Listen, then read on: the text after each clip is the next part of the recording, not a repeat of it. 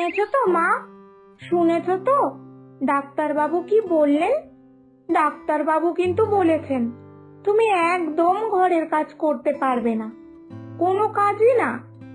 আজকে থেকে রান্না বান্না, ঘর গুছানো, বাসন মাজা সব আমি করব। তুমি শুধু স্নান করবে, খাবে আর শুয়ে বিশ্রাম করবে। আর মনে থাকে যেন এই ব্যাপারে কোনো কথাই আমি শুনবো না। চুপ কর তো তুই। ডাক্তার বাবু বললেই হলো নাকি? আমার বাড়ির কাজগুলো কি ডাক্তার বাবু করে দিয়ে যাবে নাকি?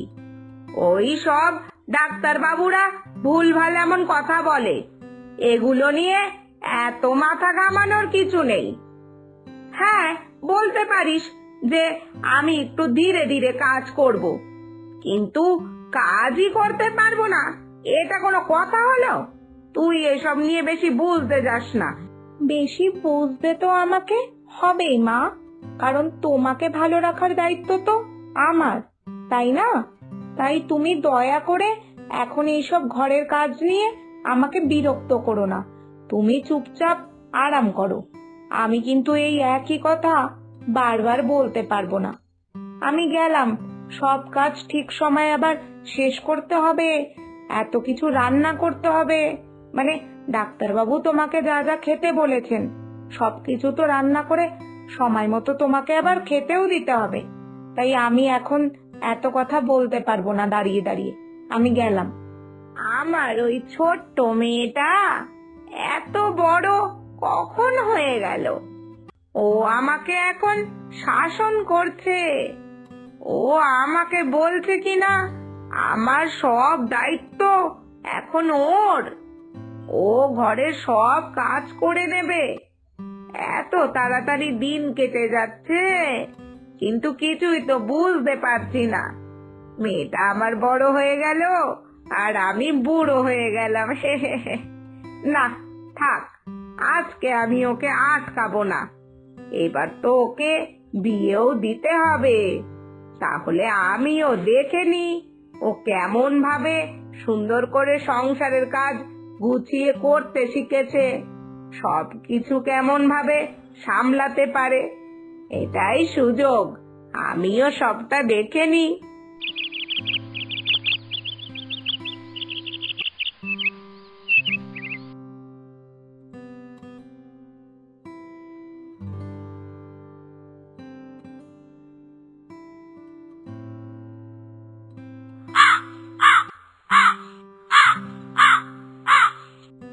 মাকে অত বড় মুখ করে তো বলে আসলাম যে বাড়ির সব কাজ আমি করব, কিন্তু আমি তো জানিই না যে কিভাবে কি করতে হয়।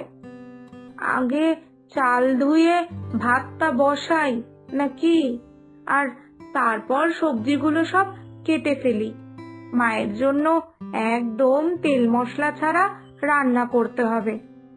ভালোই হলো অবশ্য, আমি তো এমনি রান্না করতে পারি না, তাই রান্নায় যদি স্বাদ না হয় তাহলে মাকে বলতে পারবো যে তেল মশলা ছাড়া রান্না করেছি তো, তাই রান্নায় একটুও স্বাদ হয়নি। না না, তাই করি, তাড়াতাড়ি সব শুরু করে দিই। তারপর ঘর পরিষ্কার করে কাপড়ও কাচতে যেতে হবে। জানি না আর কি কি কাজ করতে হবে, আর আমি বা কতটা করতে পারবো।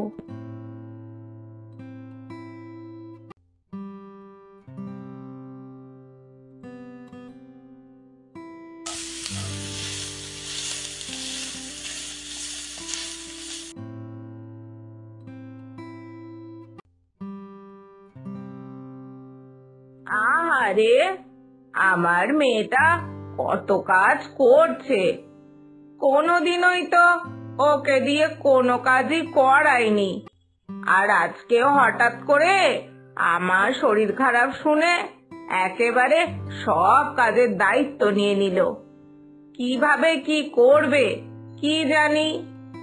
আমি কি যাব ওর হাতে হাতে সব এগিয়ে দেব গিয়ে? কিন্তু কিন্তু থাক, গেলেই আবার বক বক করবে। আজকে যা পারে করুক, একা একাই করুক, আমি বরং এখানেই দাঁড়িয়ে দেখি, যদি ওর দরকার লাগে তখন এগিয়ে যাবখন। কি জানি, মেয়েটা কাজ করতে গিয়ে কোনো ব্যথা না পেলেই হলো। ভগবান, তুমি একটু দেখো।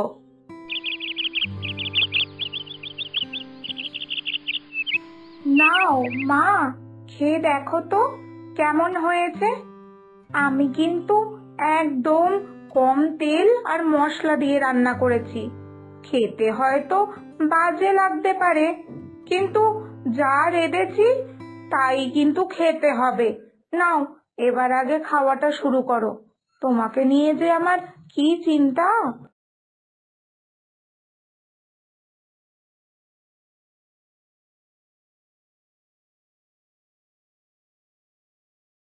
অনেক সুন্দর রেঁধেছিস রে মা।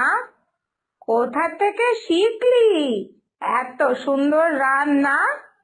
যাক, আজকে আমার অনেক আরাম করা হয়েছে।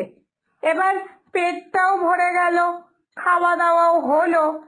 এখন আমার শরীরটা আগের থেকে অনেক ভালো লাগছে। রক্তচাপটাও ঠিক হয়ে গেছে মনে হয়। তুই এবার বরং বিশ্রাম কর, আর আমি এখন বাসন কটা মেজে রান্নাঘর পরিষ্কার করে ফেলি। যা, খাওয়া হয়ে গেলে হাত মুখ ধুয়ে বিশ্রাম করে নে।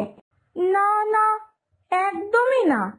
আমাকে বিরক্ত করো না তো মা, এই সব কথা বলে। আমি সব কাজ করব, তুমি শুধু বিশ্রাম করতে যাও। আর এখন যতদিন না ডাক্তার বলবে তুমি পুরোপুরি সুস্থ হয়েছো, ততদিন আমি তোমাকে দিয়ে কোনো কাজ করাবো না, আর তোমার কোনো কথাও শুনবো না। সব আমি করব, এই বলে রাখলাম। না, ওকে কোনো কথা বলেই কোনো লাভ নেই দেখছি। মেয়ে আমার বড় হয়ে গেছে, ও সব দায়িত্ব নিতে শিখে গেছে। কিন্তু আমিও তো মা, কিভাবে সহ্য করি মেয়েটা যদি আমার সারাদিন কাজ করছে, আর আমি কিনা পায়ের উপরে পা তুলে বসে থাকবো, আরাম করব। না না বাবা, এই সব সহ্য হয় না আমার।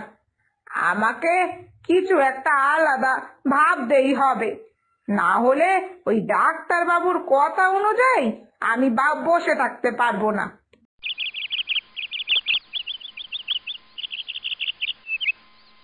আহা গো, কি সুন্দর করে ঘুমাচ্ছে আমার মেয়েটা। কাল থেকে এত কাজ করেছে, কি হাঁপিয়ে গেছে বেচারি। আজকেও ঘুম থেকে ওঠার আগেই আমাকে সব কাজ করে ফেলতে হবে। না, যাই গিয়ে কাজে লেগে পড়ি, যাতে ও ওঠার আগে আমি আবার বিশ্রাম করতে যেতে পারি।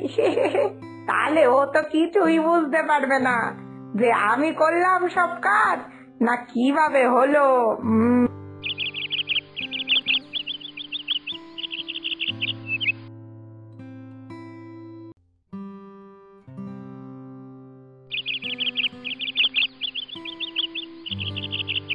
এ বাবা, উঠতে বুঝি অনেক দেরি হয়ে গেল। ইস, কত কাজ করতে হবে। সময় মতো কাজ না শেষ করতে পারলে মা আবার কাজ করতে চাইবে আমার সাথে। ইস, আমি যে কেন মায়ের মতো হতে পারছি না। মা কত ভোরবেলা ওঠে, কিন্তু তাও এটা ভালো যে মা আজকে এখনো ঘুমাচ্ছে। যাই যাই, মা ওঠার আগে আমি সব কাজ করে ফেলি। মাকে তো আবার সময় মতো রান্না করেও খেতে দিতে হবে। তাড়াতাড়ি যাই।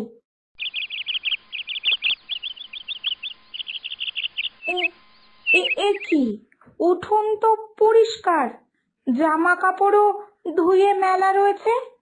কে করলো এসব? কি হলো এগুলো? মা করলো মনে হয় না কি। যাই যাই, একবার রান্নাঘরে গিয়ে দেখি তো। এ এ কি, সব রান্নাও তো করা রয়েছে। এইসব নিশ্চয়ই মায়ের কাজ, কারণ মা ছাড়া এইসব কেউ করতে পারবে না। মা তো দেখছি আমার কথা শুনতেই চাইছে না। এখনই মায়ের সাথে কথা বলতে হবে। লুকিয়ে লুকিয়ে ঘরের কাজ সব করে রাখা, দাঁড়াও না। কি গো মা, ও মা, তুমি চুপি চুপি করে ভোরবেলা উঠে সব কাজ করে ফেলেছো তাই না? তুমি আমার একটা কথাও শুনবে না, তাই ঠিক করেছো তো? আমি কিন্তু আমি কিন্তু এই বলে রাখলাম, আমি কিন্তু বাড়ি ছেড়ে চলে যাব, ঠিক আছে? আমার কথা তুমি শুনবে না, তুমি ঘরের সব কাজ করবে, এ আমি কিছুতেই সহ্য করব না। আমি বাড়ি ছেড়ে চলে যাব। এই, তুই চুপ কর না। সকাল সকাল কেন এত চিৎকার করছিস? কে কাজ করেছে? কি কাজ করেছে? আর আর তুই ঘুম থেকে কখন উঠেছিস? আমি আমি এখনো ঘুমাচ্ছি আর তুই উঠে গেছিস? এ বাবা, আজকে কি অনেক বেলা অবধি ঘুমিয়ে পড়লাম নাকি? এই এই সব হচ্ছে ওই ডাক্তার বাবুর ওষুধ খেয়ে। ঠিক ওই ওষুধের মধ্যেই কোনো ঘুমের ওষুধ রয়েছে। তা না হলে আমি এতক্ষণ কোনোদিনও ঘুমাই না। ওহো, এত বেলা অবধি ঘুমিয়ে পড়েছি। হুম, না না না, এই মনা, তোর কথা আমি সব পরে শুনবো। চল চল, আগে আমরা কাজ শুরু করি। তোর হাতে হাতে সব কাজগুলো আগে করে দি। চল চল। তার মানে তার মানে মা সত্যিই ঘুমাচ্ছিল? আর আরে এটাও তো ঠিক কথা যে ওষুধ খেলে অনেক সময় ঘুম বেশি হয়। তাহলে তাহলে কাজগুলো কে করলো? কি হলো? কিভাবে হলো? আমি তো আমি তো কিছুই বুঝতে পারছি না। এদিকে ঘরের সব কাজ হয়ে গেল।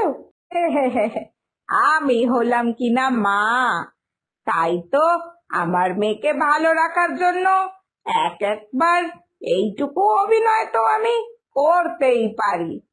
শুধু যদি বলি যে আমি হাতে হাতে কাজ করছি, এই পাগলি মেয়ে তো আমার কিছুই শুনবে না।